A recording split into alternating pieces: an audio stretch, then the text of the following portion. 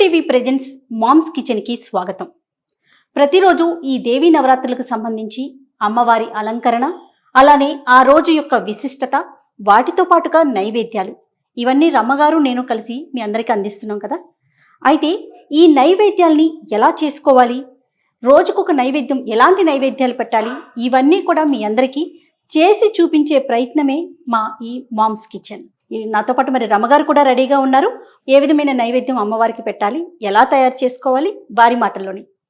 నమస్తే రమ్మగారు. నమస్తే జయ. ఈ రోజు నైవేద్యం ఏంటి రమ్మగారు? దధ్యోజనం.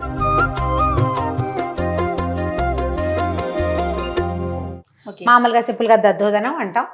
దధి ఓదనము అంటే పెరుగుతో కలిసిన అన్నం. సాధారణంగా ఏం చేస్తారంటే పెరుగు అన్నం కలిపేసి కూడా నివేదన చేయొచ్చు. మనం చిన్న తాలింపు పెట్టి అమ్మవారికి అందంగా కనపడేలాగా, వస్తువు వాసన బాగుండేలాగా చేస్తాం. అలాగే బియ్యం కడిగేసి పెట్టుకున్నారు రమ్మగారు. బియ్యం కడిగేసి మనం ఒక చిన్న గ్లాసు పెరుగన్నం కలుపుతాం కదా, కుక్కర్ పెట్టేస్తే అన్నం కాస్త మెత్తగా ఉడికిపోతుంది. దింపేశాక మనం తిరగమాత పెట్టేసుకోవచ్చు.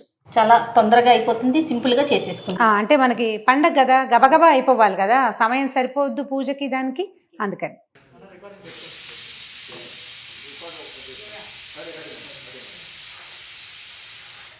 రమ్మగారు అయిపోయినట్లుందండి. కుక్కర్ అయిపోయింది కదా, దీన్ని పక్కన పెట్టుకుందాం. ఇది చల్లారే లోపల మనం ఏం చేద్దామంటే పెరుగులో తాలింపు వేసుకుందాం. దధ్యోదనానికి నూనెతో తిరగమాత పెడితే ఒక రకం రుచి, నేతితో పెడితే ఒక రకం. మనం నైవేద్యం కదా చేస్తాం, చాలా ఇంత చెయ్యము, కొంచెం చేస్తాం కదా. నేతితో తిరగమాత పెడితే బాగుంటుంది. దీంట్లో కూడా జీడిపప్పులు వేసుకోవచ్చు. కావాలంటే మనకి కుదిరితే కనుక కొంచెం చిన్న క్యారెట్, తర్వాత కాస్త కొత్తిమీర లాంటివి కూడా, అంటే కొంచెం అందంగా వస్తువు కనపడడానికి. మనం నివేదన కాబట్టి ఇన్ని వేషాలు వేయకుండా నెయ్యి వేడెక్కించే ఆ దద్దోజనంలో మనం ఏది నివేదన చేసే దాంట్లో మిరియాలు కూడా వేస్తారు. మిరియాలు కూడా వేసుకోవచ్చు, అంటే అలవాటుని బట్టి, మన ఇంట్లో అలవాటుని బట్టి.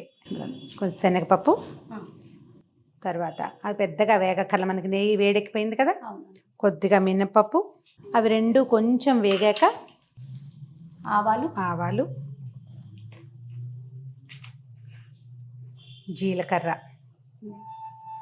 ఓకే వేగిపోతున్నాయి కదా, ఎండుమిర్చి, కొద్దిపాటి ఇంగువ మాకు నచ్చదు అనుకునే వాళ్ళు మానేయచ్చు. అయితే ఏంటంటే ఇందులో మనం అల్లము అవి కూడా వేసుకుంటాం. వేగిపోయినాయి కాబట్టి ఇదిగో పచ్చిమిర్చి, తర్వాత అల్లాన్ని కంటికి కనపడకుండా చేయండి. నేనేం చేస్తున్నానంటే ఇందులో కూరేసి వేసేస్తున్నా, కనిపించదు, వేగిపోతుంది, రుచిగా ఉంటుంది, పదార్థం బాగుంటుంది. ఓకే, తర్వాత తీసేసేయి, వేడి ఇంక ఉండకూడదు. కరివేపాకు వేస్తే ఏమవుతుందంటే నూనె కొంచెం చల్లారిపోతుంది, మనం ఏ నెయ్యి పెట్టామో అది ఆపేసి అంతే. ఓకే, దీంట్లో నువ్వు జీడిపప్పులు వేసుకోవచ్చు, మిరియాలు వేసుకోవచ్చు, మన అలవాటుని బట్టి. ఓకే, దాంట్లో కాదు, పెరుగులో ఈ తిరగమాత వేసేస్తాం. పెరుగులో వేసేసి కలిపేసాం చూడు, తాలింపు వేసి కలిపేసి ఉప్పు వేసుకుంటాం సరిపడా. మామూలుగా అన్నంలో పెరుగు కలిపేసి దాంట్లో తాలింపు వేస్తే ఒక రకంగా ఉంటుంది జయ. అవునండి, అప్పుడు మనకి అందాజుగా తెలీదు, మనం తాలింపు వేసేసాక అది బిగిసిపోవచ్చు. అందుకని ముందే పెరుగులో కనుక తాలింపు వేసేసుకుని ఈ పెరుగుకి సరిపడా అన్నాన్ని కలుపుకుంటే ప్రసాదం చక్కగా భోజ్యంగా ఉంటుంది, అమ్మవారికి పెట్టడానికి బాగుంటుంది. మనం కలిపేశాక అది బిగిసిపోతే కొన్ని నీళ్లు పోసి అలా కొంచెం పెరుగు కలిపి లేదా పాలు పోసేసి అలా చేస్తాము. ఆ పని చేయకుండా ముందు పెరుగులో తాలింపు, ఆ తర్వాత అన్నం పెట్టుకోవటం. అన్నం వండేసుకున్నాం కదా, అన్నాన్ని పెరుగులో మనకి ఇప్పుడు ముందు ఒకవేళ ఎలా చేయొచ్చు అంటే పెరుగు కోసమే అన్నం వండుకోకుండా మనం మామూలుగా వండిన అన్నంలోంచైనా దద్దోజనం కలిపేసుకుంటాం. అయితే ఈ దేవుడి నైవేద్యాలు, అమ్మవారికి చేసే నైవేద్యాలకి ఏంటంటే ప్రత్యేకంగా చేసుకుంటాం కాబట్టి సరిపడా కావలసినంత అన్నాన్ని ఒక చిన్న గ్లాసు అలా వండేసుకుంటే సరిపోతుంది. ఉన్న అన్నం కన్నా అప్పటికప్పుడు వండి కలుపుకుంటే కొంచెం అదొక తృప్తిగా అనిపిస్తుంది. అంటే ఈ రోజు ప్రసాదం ఇదే కాబట్టి ఇలా చేసి పెట్టుకుంటే సరిపోతుంది. నేను ఇందాక ఒక మాట అడిగాను రమ్మగారు మిమ్మల్ని, నవరాత్రులప్పుడు ఎక్కువగా అన్నంతో కూడిన ప్రసాదాలే ఎక్కువగా ఎందుకు పెడతామండి? ప్రతిదీ అన్నంతోనే. అవును, అది మనకు లలితా సహస్రంలో సర్వౌదన ప్రీత చిత్త అని ఒక నామం ఉంది. అన్ని రకాల అన్నాలు అమ్మవారికి ఇష్టం. పైగా మనం చేసేవి కూడా ఇవన్నీ కూడా మనం ముందు చెప్పుకున్నట్టే లలితా సహస్రంలో చెప్పబడిన పాయసము, హరిద్రాన్నం అంటే పులిహోర, ఈ దధ్యన్నము అంటే పెరుగు అన్నం, తర్వాత ఏమో కట్టె పొంగలి ముద్గౌదనము, తర్వాత పులగం అదే నెయ్యి వేసినటువంటి అన్నం. దీని మీద ఇప్పుడు మనం విడిగా వడ్డించుకునేటప్పుడు కొత్తిమీర, క్యారెట్ అవి వేసి అలంకారం చేసుకోవచ్చు. అమ్మవారికి పెట్టేటప్పుడు ఇట్లా తెల్లని అన్నం తెలుపు కనిపించేటట్టుగా ఉంచుకోవాలి. ఇదిగో మన దద్దోజనం రెడీ. సులువుగా చక్కగా ఒక పదార్థమైనా పెట్టుకుని దద్దోజనం చేసిన రోజున మనం ఏమీ తీపి పెట్టలేదు, ఒట్టిగా కమ్మటి పదార్థమే పెట్టామనిపిస్తే ఆ రోజు పానకం, వడపప్పు నైవేద్యం చేసి దాంతో పాటుగా దద్దోజనం కూడా చేస్తే అమ్మవారికి ఇష్టమైన పదార్థము పూర్తి స్థాయిలో నైవేద్యం కూడా పూర్తయిపోతుంది. దద్దోజనం రెడీ. అమ్మవారి ముందు పెట్టి నైవేద్యం సమర్పించి మనస్ఫూర్తిగా ఒక నమస్కారం పెట్టడమే అంతే. రమగారు, మరి నివేదన చేసేటప్పుడు అన్ని అన్నాల్లో మనం నెయ్యి వేస్తాం కదా, మరి ఇప్పుడు దద్దోజనంలో ఏంటి? మనం నెయ్యితోటే తాలింపు వేసాం, అందుకని నూనె వేయలేదు కదా. అవునవును. నూనె వేసిన పదార్థం అయితే కొంచెం నెయ్యి చూపించాలి. మనం ఆల్రెడీ ఇందులో నెయ్యి వేసాం కాబట్టి ఇంకా అవసరం లేదు. అమ్మవారికి పెట్టే నివేదనకి తప్పకుండా నేతితోటి తాలింపు వేయండి. నేతితో తాలింపు వేసేది నేతితో, లేని పక్షంలో పైన వేసే అవకాశం ఉన్న వాటికి పైన వేసుకోవాలి. వాటి అద్భుతంగా వచ్చింది రమ్మగారు మనకి. అయితే రేపటి నైవేద్యంతో మళ్ళీ కలుద్దామండి. అలాగే చేయం. ఇక ఈ వీడియో కనుక మీకు నచ్చినట్లయితే లైక్ చేయండి, షేర్ చేయండి. మరిన్ని ఇంట్రెస్టింగ్ వీడియోస్ కోసం మా ఛానల్ని సబ్స్క్రైబ్ చేసుకోండి. ప్రతిరోజు ఈ దేవీ నవరాత్రులకు సంబంధించి అమ్మవారి అలంకరణ, అలానే ఆ రోజు యొక్క విశిష్టత, వాటితో పాటుగా నైవేద్యాలు, ఇవన్నీ రమ్మగారు నేను కలిసి మీ అందరికీ అందిస్తున్నాం కదా. అయితే ఈ నైవేద్యాల్ని ఎలా చేసుకోవాలి, రోజుకొక నైవేద్యం, ఎలాంటి నైవేద్యాలు పెట్టాలి, ఇవన్నీ కూడా మీ అందరికీ చేసి చూపించే ప్రయత్నమే మా ఈ మామ్స్ కిచెన్. నాతో పాటు మరి రమ్మగారు కూడా రెడీగా ఉన్నారు. ఏ విధమైన నైవేద్యం అమ్మవారికి పెట్టాలి, ఎలా తయారు చేసుకోవాలి, వారి మాటల్లోని. నమస్తే రమ్మగారు. నమస్తే జయ. ఈ రోజు నైవేద్యం ఏంటి రమ్మగారు? దధ్యోజనం.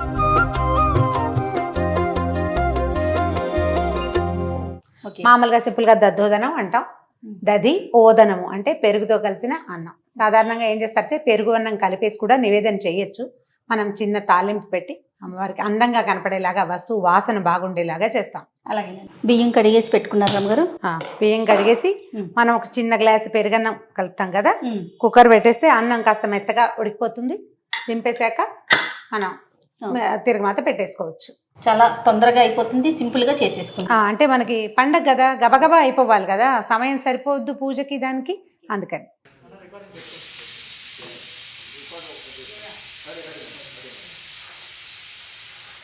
రమ్మగారు అయిపోయినట్లుందండి. ఒకరు అయిపోయింది కదా, దీన్ని పక్కన పెట్టుకుందాం. ఇది చల్లారే లోపల మనం ఏం చేద్దామంటే పెరుగులో తాలింపు వేసుకుందాం. దధ్యోదనానికి నూనెతో తిరగమాత పెడితే ఒక రకం రుచి, నేతితో పెడితే ఒక రకం. మనం నైవేద్యం కదా చేస్తాం, చాలా ఇంత చెయ్యము, కొంచెం చేస్తాం కదా. నేతితో తిరగమాత పెడితే బాగుంటుంది. దీంట్లో కూడా జీడిపప్పులు వేసుకోవచ్చు. కావాలంటే మనకి కుదిరితే కనుక కొంచెం చిన్న క్యారెట్, తర్వాత కాస్త కొత్తిమీర లాంటివి కూడా, అంటే కొంచెం అందంగా వస్తువు కనపడడానికి. మనం నివేదన కాబట్టి ఇన్ని వేషాలు వేయకుండా నెయ్యి వేడెక్కించే ఆ దద్దోజనంలో మనం ఏది నివేదన చేసే దాంట్లో మిరియాలు కూడా వేస్తారు. మిరియాలు కూడా వేసుకోవచ్చు, అంటే అలవాటుని బట్టి, మన ఇంట్లో అలవాటుని బట్టి. కొంచెం శనగపప్పు, తర్వాత అది పెద్దగా వేగక్కర్ల, మనకి నెయ్యి వేడెక్కిపోయింది కదా, కొద్దిగా మినపప్పు, అవి రెండు కొంచెం వేగాక ఆవాలు, జీలకర్ర, ఓకే వేగిపోతున్నాయి కదా, ఎండుమిర్చి, కొద్దిపాటి ఇంగువ మాకు నచ్చదు అనుకునే వాళ్ళు మానేయచ్చు. అయితే ఏంటంటే ఇందులో మనం అల్లము అవి కూడా వేసుకుంటాం. వేగిపోయినాయి కాబట్టి ఇదిగో పచ్చిమిర్చి, తర్వాత అల్లాన్ని కంటికి కనపడకుండా చేయండి. నేనేం చేస్తున్నానంటే ఇందులో కూరేసి వేసేస్తున్నా, కనిపించదు, వేగిపోతుంది, రుచిగా ఉంటుంది, పదార్థం బాగుంటుంది. ఓకే, తర్వాత తీసేసేయి, వేడింగ్ ఉండకూడదు. కరివేపాకు వేస్తే ఏమవుతుందంటే నూనె కొంచెం చల్లారిపోతుంది, మనం ఏ నెయ్యి పెట్టామో అది ఆపేసి అంతే. ఓకే, దీంట్లో నువ్వు జీడిపప్పులు వేసుకోవచ్చు, మిరియాలు వేసుకోవచ్చు, మన అలవాటుని బట్టి. ఓకే, దాంట్లో కాదు, పెరుగులో ఈ తిరగమాత వేసేస్తాం. పెరుగులో వేసేసి కలిపేసాను చూడు, తాలింపు వేసి కలిపేసి ఉప్పు వేసుకుంటాం సరిపడా. మామూలుగా అన్నంలో పెరుగు కలిపేసి దాంట్లో తాలింపు వేస్తే ఒక రకంగా ఉంటుంది జయ. అవునండి. అప్పుడు మనకి అందాజుగా తెలీదు, మనం తాలింపు వేసేసాక అది బిగిసిపోవచ్చు. అందుకని ముందే పెరుగులో కనుక తాలింపు వేసేసుకుని ఈ పెరుగుకి సరిపడా అన్నాన్ని కలుపుకుంటే ప్రసాదం చక్కగా భోజ్యంగా ఉంటుంది, అమ్మవారికి పెట్టడానికి బాగుంటుంది. మనం కలిపేశాక అది బిగిసిపోతే కొన్ని నీళ్లు పోసి అలా కొంచెం పెరుగు కలిపి టేస్ట్ అంతా లేదా పాలు పోసేసి ఆ. అలా చేస్తాము. ఆ పని చేయకుండా ముందు పెరుగులో తాలింపు, ఆ తర్వాత అన్నం పెట్టుకోవటం.